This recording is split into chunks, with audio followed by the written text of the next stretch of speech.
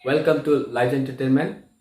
Ngasi Day 1 History na mayam bo mu kana taram chari. Ngasi aina tokojadori ba history gi topic asi history gi akoi gi unit taruk lebe si manungda unit 2 habadi nationalism in India ai topic oda so mayam sida ira thamjare hariba nationalism in India haiba koi unit 2 gi saruk asi dai nang si tawjadu bisi aduga senguk chaba mana aina kari gi damakta unit 1 se kanthuk chali bono hai taragadi koi ayambana unit 1 se school singda ayambana adum koi syllabus se asigi unit 1 se de loramagani haina ai thajaba thamjai maramaduna aina unit 2 se paikhat chabane hariba unit 2 sigda magi lakado marks se 6 marks ni 6 marks se koi adi mai sahi gi mai rotation de adum chali koi gi sahi madana 3 plus 1 plus 1 plus 1 sumna hangi adagi sahi madana koi 5 mark plus 1 sumaina koi sahi rotation chala hangi okay ai ngasi tawgodori ba unit 2 gi nationalism in India habasi gi koi gi kano khra aham bagi habadi karino nationalism in India da matokram nationalism laiba amadi nationalism sim matokram hogolaiba kadai dagi laiba haiba madugi samlapado ai aham ba oina madu kitang haijege akoina unit 1 da ayambana tamnaramani nationalism in Europe habadi Europe ta nationalism lakiba amadi nationalism namaram oraga Europe ta kari thobu phokhi baibado ayambana koina unit 1 da loina mak tamnakaraba madudagi makha sathajar ko oina hairiba nationalism in India habase makhoi dagi tamjarak pani haitare matau karam India da British singna chahi chani hena rule tor me habase di adum akoi pakistan ne hena khangra India da nationalism hogolaki base karam matam dano haitare gadi British da India da leiraba makhoi sasan sandok laba habde makhoi na trading company mo no la aga India da rule to selaga India pu kudum chanchin kro matung da India gi hai singlaba amadi intellectual person singna makhoina mapalamda amadi top country sing da chatru matungda Britain na tawriba British sing na tawriba sing se khanglakpadagi adugumba intellectual person sing aduna punchal lakanda harukiba adugumba iho makhani hariba nationalism in India sida akogi Indian freedom struggle asi sumanung include torani hoje koi makhata ba like koi khara haipet yengasi aham badai hariba nationalism in India haibasigi akogi paragraph ahum suba paragraph tagi ai question amakak pirake hariba question asi yengaga su like sigi maru oiba haidi kogi manung sida kari yaurakadage haibadu akoi khangba ngamba yai aduna ai question si ijarake ayamna su hariba question se aduma copy tobu yagani ado akoi masi akoi chapter sima akoi pulap hekta paraga akoi school da like takpo dauna isang sida takpo dauna takpo dudi masida id madugi atenma matamda lowbo oibana koi moroiba exam da hangkiba amadi hangakpa yaba oi thokpa yaba question answer sing oina akoi anaina jeke ahambada ai question amakak ijare aiba question se pajarake state 3 factors which were responsible for the growth of Indian national movement or Indian nationalism 3 marks ta hangba ba question haibadi answer question sigi magi artisi kaino hai taragadi India da national movement sagalakpa amadi India da national hawgalakpa amadi Indian national lakna bagi maki maruiba factor maram se kari maram no oibe haiba maram do aina ngasai haijakiba panjakiba unit 2 gi ahamba akogi page ki paragraph ahum suba paragraph tagi ai point ahum khaktang ai khanga charaga pajarake haiba point ahum chidagi ai khoi point ahum china aduma haiba factor India da national movement hawul na bagi maruiba maram se haiba point ahum china oigani ai pajarake mayam su like the view the British had brought about a political unification of the various kingdoms principalities and territories in the Indian subcontinent subcontinent. A number 2 point number 2 point a uniform system of administration was introduced over the British rule territories under the jurisdiction of the common British law. Then number 3 point modern technologies like railways, telegraphy, postal systems, roads and motor transport had made the mobility of people possible. High point ahum se khoi na iba matamda haiba factor se adum oigani masige meaning hypetang hanjarake ahamba point the British had brought about a political unification of the various kingdoms and principalities territories. Indian subcontinent ase kamaina hana le me have se ai hypetang sigi point si kogi thaidok lo thamjaraga India se kamaina hana le me have do British lag de kamaina le me have ai hypetang banjarake India se British lag ni mamangda leba macha na ai kogi maning makha tam na pa la le ramba adu gumba India ne have di masa gi ai country ama mo just like kogi Manipur se India da tin gi bi kui de 1949 da ado asumna in akhui Manipur dauna India da su tongan ba lebak masa matumta maning makha tam na marom do hinga ga leramba ado gumba akoi lamdam amani adubu hariba lebak masa magi law semaga magi ningthau panjadana magi constitution lejadana lebak ngaklamba lamdam ama lebak masa sing se British law matamda makhoina khogi political unification lama porke habadi hariba lebak masa mayam se kadauba makhoina amamam to ina punna punchalakhe amam ta punna punchalaw matungda apunba India mon makhoina thamangyu masi tasengna haragade akhoi India ma oibagi di akhoi makhoina piramba khudolda khara kana jaba haitai apunba India ma oirambagi di yam kana jaba haitai adugo masi makhatana kana bai oibo ani madugi marumda haitare makhoina madu pusalai bidugi madugi marumda tongan ba British na sanagi lila mayama akhoi topo class singda amadi topa akhoi previous class singda adum nainaramagani okay then asumna political unification hariba Indian territory macha le man punchal lakhre masigisu ngasagi Indian national movement lana bagi achau maram ma oi. Then number 2 the uniform system of administration was introduced over the British rule territories under the jurisdiction of the common British law common British law British na India da laaga makhoi law ma salaiba hariba law si karamba law no haitaga di lebak amada natraga amada tongan salaiba nataba apun ba lebak simada apun ba lebak masa sing asi punna punchilakanda ama khakta oina sinaba yaba samna haraga na khoi thom haraga lebak punna sinai ji thomji khoi mungda thom sinaraga atope mungda na kai thongi mauta kainom sinaba nataba thom haraga lebak punna sinabja smaina common British law ma pusalaga haitai lebak se punna punchalapa haitai. Then number 3 the modern technologies like railways, telegraphy, postal system, roads and motor transport made then haiba ano technology mayam ama British la kan lakre then railways then ships the transport then postal system haiba mayam asi lakpana maram oira kanda tumaga leramba Indian singa se mikap thole haiba de hana kari no khanglamdaba posak khanglapa kana no khanglamdaba mayam ji khanglakpadagi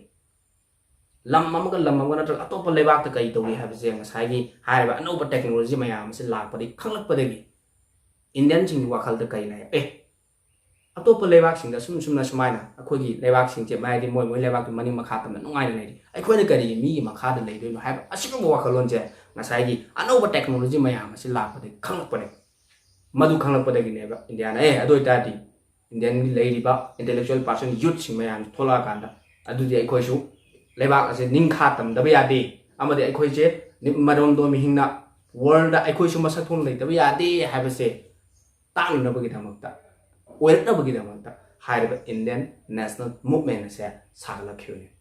aduna haiba point ahum asina sagi aina ijaliba question 3 factors of the Indian national movement growth of Indian national movement sigi koi point ahum je maside ibya okay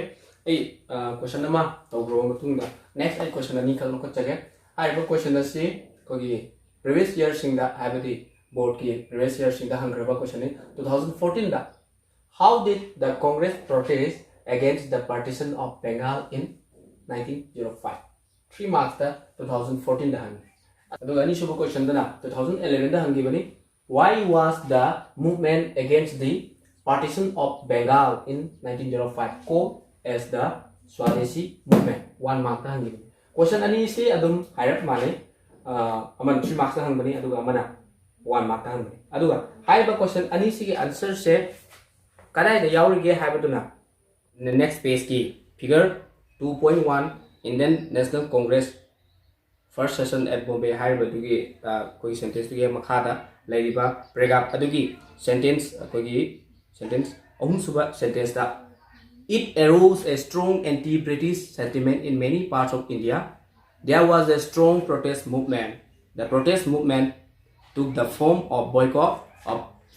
foreign goods and adoption of Indian goods. Hariba matek ado phawba haidi madu point ani ahum madu phawba khungmadab matau karamna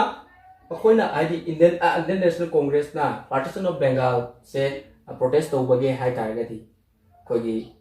hariba partition of Bengal sigi hek lakpadagi Congress party sina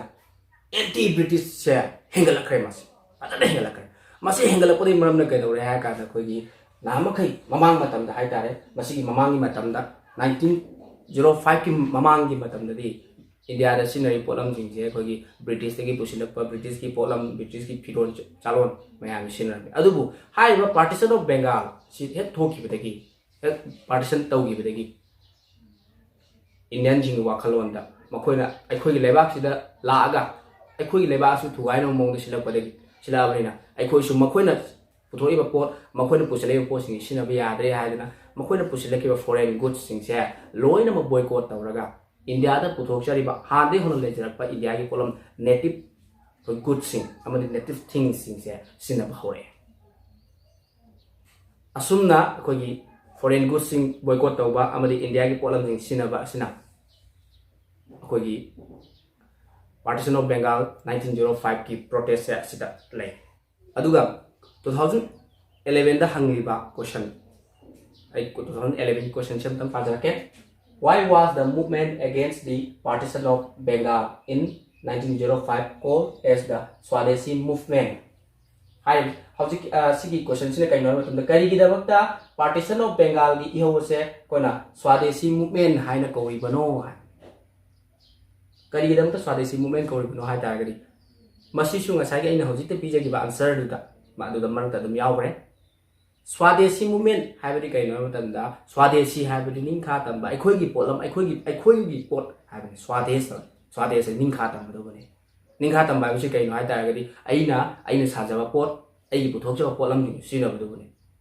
ada sai yaw gi ba foreign goods sing boycott tar ga India gi polam sing sina badana maram oraga na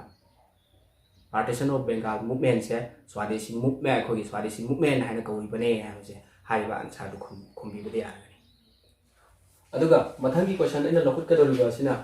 2012 amadi 18 da hangiba question sing ni ai ba question sing karamba unit karamba topic ti hangiba hangla puno hai tari World War 1 Khilafat and non cooperation movement haiba ko gi topic adu dagi adi hangla kiba question ani ni hai ba question se sahi tonga ma sahi da hai ba di 2012 ta ama 2018 da ama 2012 ta nam patau na hangi in what ways did the world war affect the people of India haina kosa 2012 ta 3 mark pirga hangi karam balabi singda World War 1 na sorry World War 1 na India ki people singda karam balabi singda sol page haina ko 3 mark pirga hangi aduga 2018 dana how did the first world war create a new economic and political situation in India 2018 dana 5 mark piraga matau karamna first world war na India da anova political system ma anova political situation amadi anova economic system ma lakhibage amadi karamna porakhibage haibidu haiba koi 5 mark piraga 2018 da haiba sigi answer se yamna adi yam laina adum yaure hariba ngasai in panjagriba World War I Khilafat and Non-Cooperation hariba unit akogi topic adugi first paragraph tu hundoklamaga second paragraph te yauriba second paragraph to 5 mark pibagi di second paragraph to ma pulap khumbada adum khoi mark kapham leror adu 3 marks ki mathak ki 3 marks ki si han hai khumjage. The war created a new economic and political situation. There was a huge increase in the defense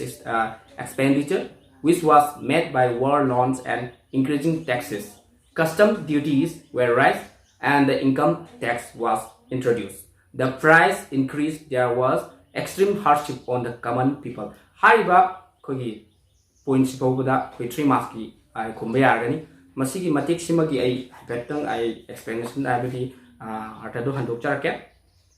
Hariba first world war asuna India da asukki matik awaba chaitheng chenai masik kari gino haitaragadi war loan da then increase taxes haidi ngasai war du yaurabonina war du da changiba paisa sing war expenditure du kukhatna bgeda makta paisa karai lakani madugi paisa du karai de common people sing de locally matau karam in the form of taxes, in the form of customs, in the form of price rise. Haidi pochegi mamanchi hengat na wangkhala. Then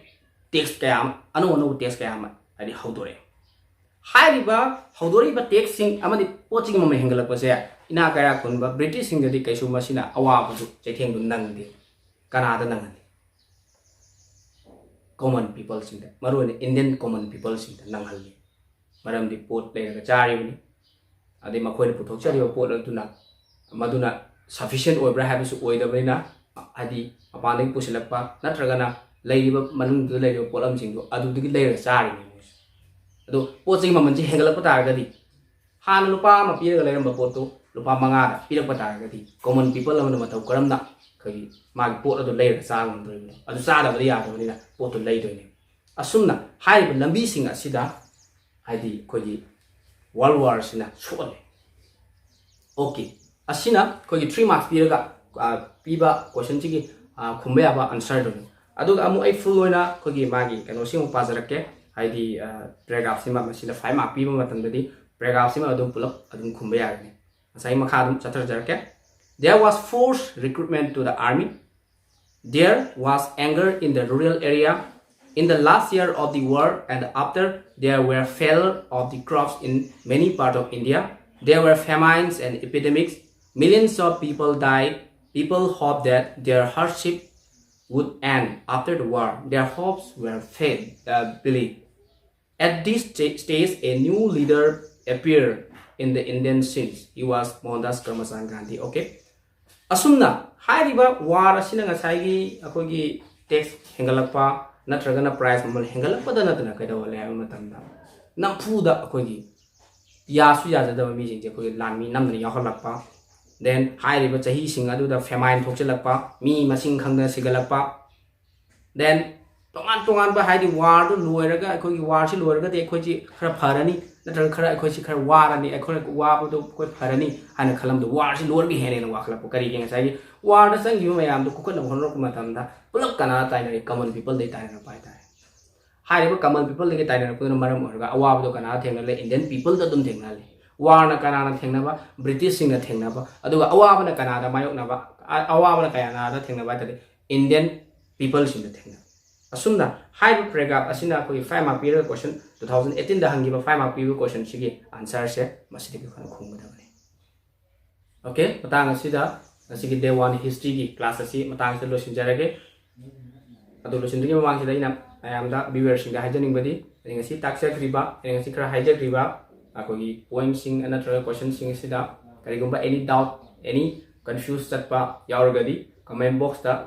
koi haibirau ai mathangi day 2 da amu ana lakjaraga hairiba koi confused doubt oigiba saruk sing do ai amu hona explain tawjage. Thank you.